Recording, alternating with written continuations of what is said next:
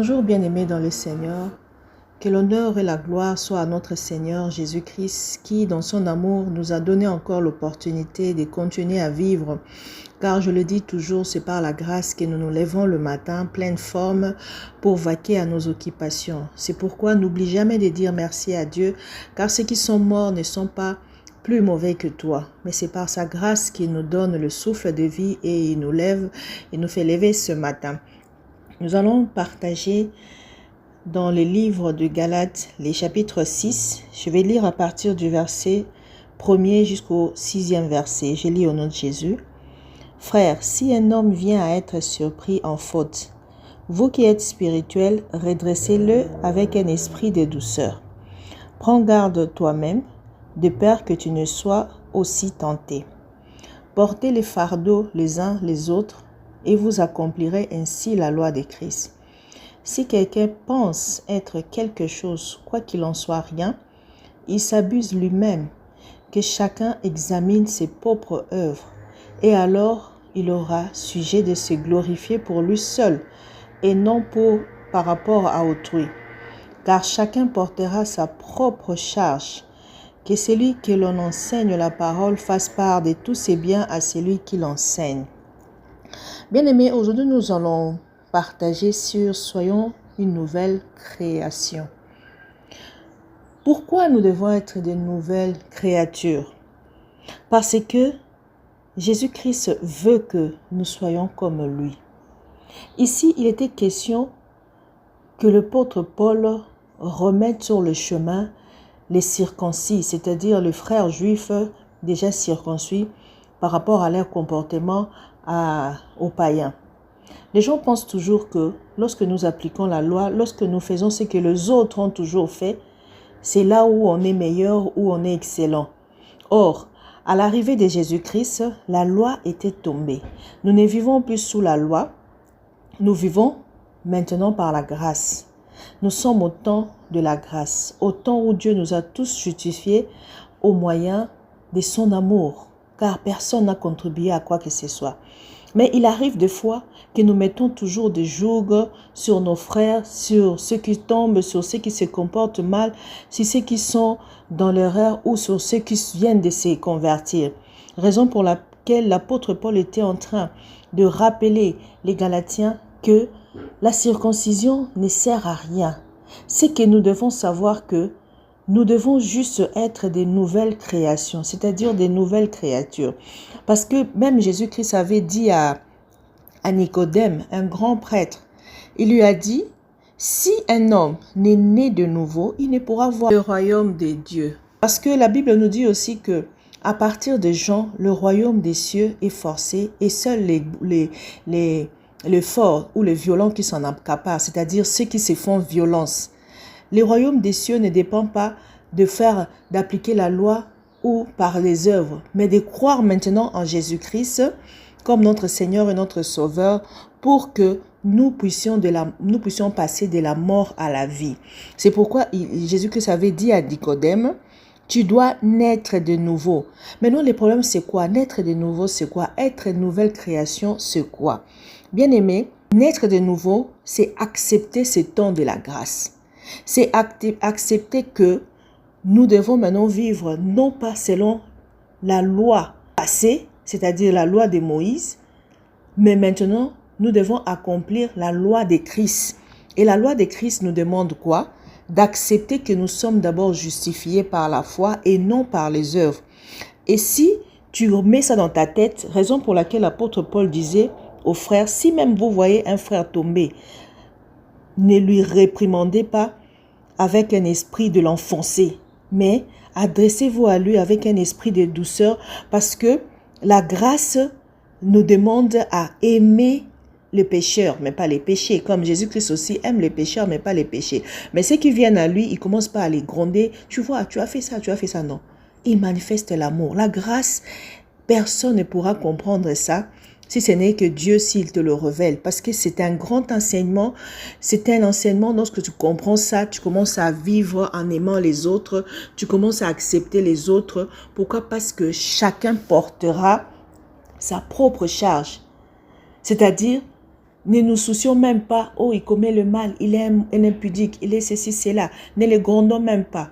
Si vraiment tu veux le remettre sur le droit chemin, remets-le sur le droit chemin selon un esprit de douceur, selon un esprit d'amour, car au temps de la grâce, c'est Dieu seul qui peut juger, parce que nous tous, nous avons été disqualifiés et au moyen de son amour, il nous a sauvés, il nous a justifiés et il dit lorsqu'il reviendra, chacun portera son propre charge. C'est-à-dire, chacun moissonnera par rapport à ce qu'il aura sémé. Bien-aimé, celui qui sème pour la chair moissonnera de la chair la corruption. Celui qui sème pour l'esprit moissonnera de l'esprit la vie éternelle. Alors, ne nous laissons pas à faire le bien parce que chacun va moissonner au temps convenable. Ne nous relâchons pas juste parce que celui-là est tombé ou mon encadreur est tombé. Vraiment, non. Tu n'es pas sauvé parce que ton encadreur t'a donné la main ou t'a amené. Mais tu es sauvé parce que tu nais de nouveau. C'est pourquoi seule la nouvelle naissance compte. C'est pourquoi si nous allons revenir dans les Écritures, 2 Corinthiens, les chapitres 5, je pourrais lire par rapport à cela. Je commence dans le verset 16. Ainsi, de maintenant, nous ne connaissons personne selon la chair. Si nous avons connu Christ selon la chair, maintenant nous ne le connaissons plus de cette manière. Bien-aimé, si tu es né de nouveau, tu ne connaîtras plus Christ comme pendant que tu le connaissais selon la chair, c'est-à-dire les gens qui pensaient que c'était un enfant de Joseph, un fils du quartier, mais tu reconnaîtras l'œuvre de la croix, tu reconnaîtras que le Seigneur est mort pour toi. C'est pourquoi ici, Paul est en train de parler aux Corinthiens, il dit, si quelqu'un est en Christ, il est une nouvelle créature. Les choses anciennes sont passées, voici toutes choses sont devenues nouvelles. Parce que cette personne va maintenant vivre selon la loi de Christ. Et tout cela vient de Dieu qui nous a réconciliés par lui-même, qui nous a réconciliés par Christ et qui nous a donné les ministères de réconciliation. C'est par rapport à ce ministère que nous pouvons remettre nos frères sans pour autant leur enfoncer dans leur mal. Car Dieu était en Christ, réconciliant le monde avec lui-même, en n'imputant point aux hommes leur offense, et il a mis en nous la parole de la réconciliation. Et donc Jésus-Christ dit, si quelqu'un veut vraiment se dire qu'il est de moi, alors le commandement qu'il nous donne, c'est de nous aimer les uns les autres. Si tu aimes quelqu'un, tu l'acceptes tel qu'il est, car l'amour ne soupçonne pas. L'amour est patient avec les faibles. L'amour n'envie pas. L'amour croit tout. Même si quelqu'un se met à te tromper, ce n'est pas ton problème, parce qu'il aura moissonné ce qu'il sème. Ce que nous devons savoir, c'est que l'amour ne fait pas du mal. C'est pourquoi ici, il est question de marcher comme de nouvelles créations, c'est-à-dire des gens qui sont renouvelés d'esprit, de corps et de l'âme. Et si nous sommes ambassadeurs de Christ, nous devons manifester Christ dans le monde.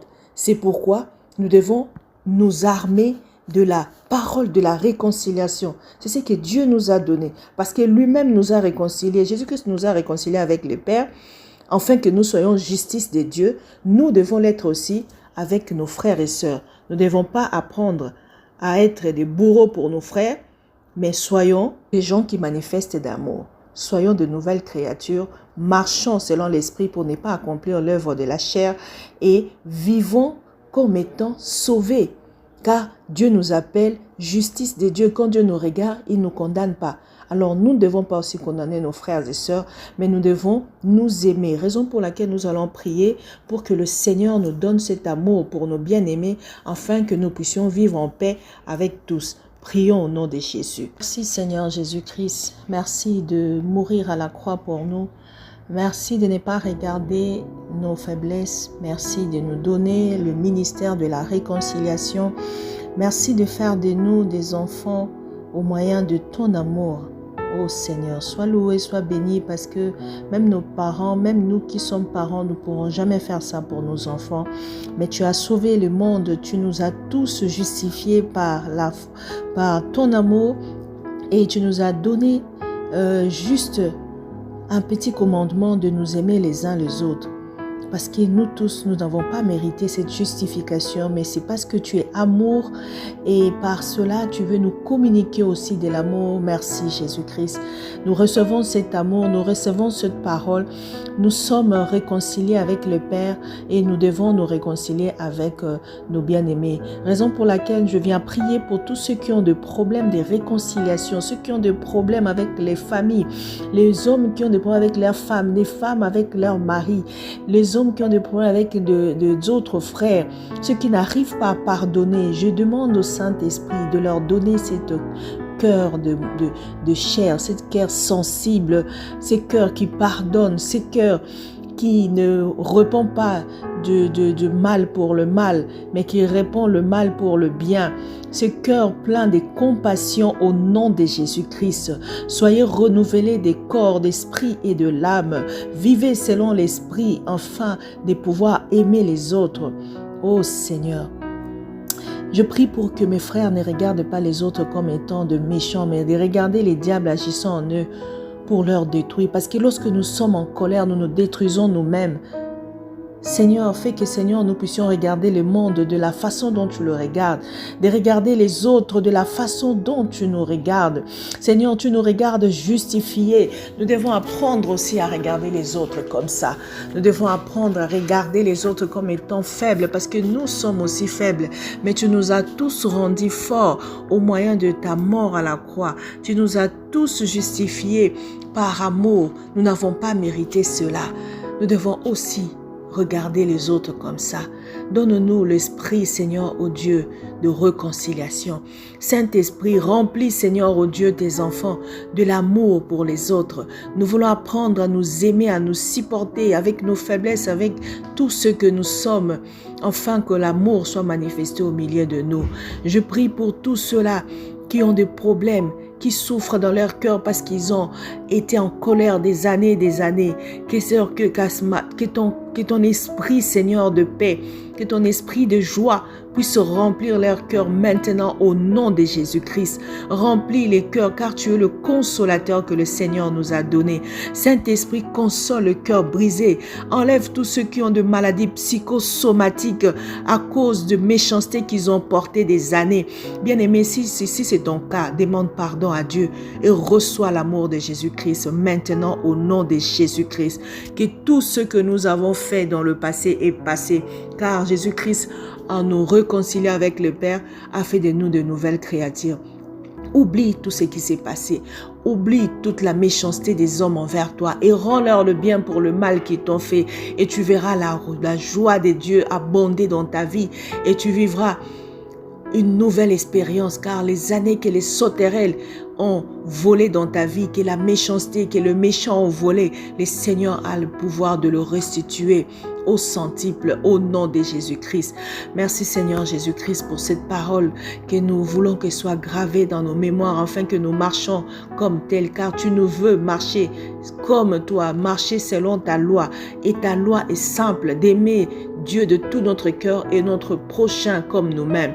Merci Seigneur de graver cela en nous afin que chaque jour nous puissions vivre Seigneur ô Dieu comme les gens justifiés par Jésus-Christ. Que l'honneur et la gloire soient pour toi. Que cette journée soit bénie pour mon frère et ma sœur.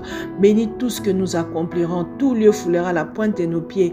Bénis tous ces enfants de Dieu éparpillés dans le monde entier, que tout ce qui est déversé dans le monde comme désolation, comme souillure, comme méchanceté de l'ennemi, comme virus, ne puisse pas atteindre tes enfants au nom de Jésus-Christ.